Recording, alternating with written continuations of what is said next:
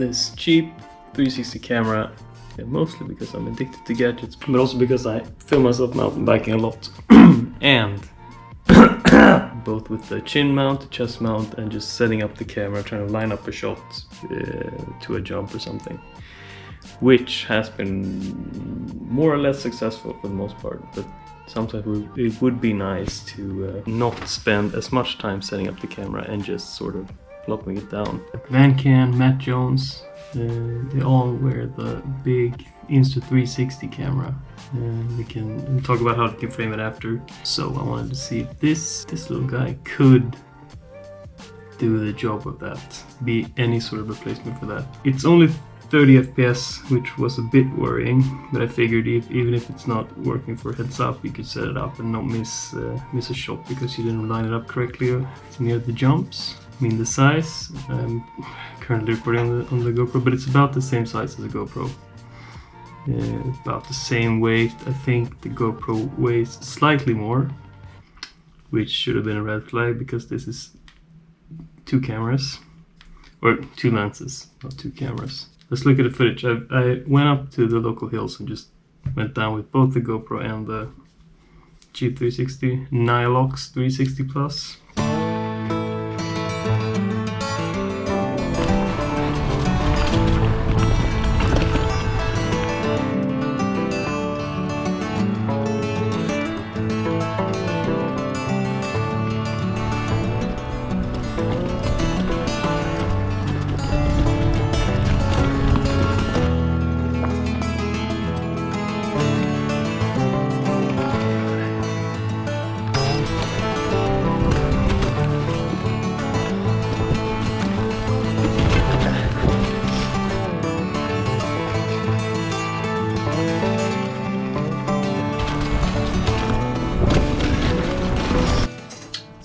In summary, not very usable for the point of view shots. I mean, there's no stabilization, even adding stabilization after kind of sucks.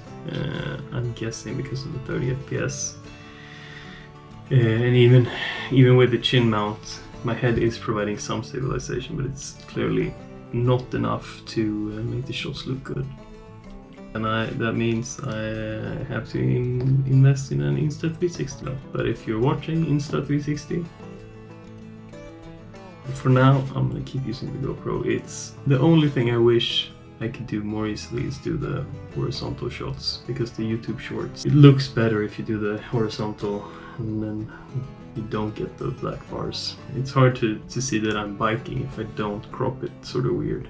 If you want more of the tech stuff, thumbs up. Share the video, leave a comment.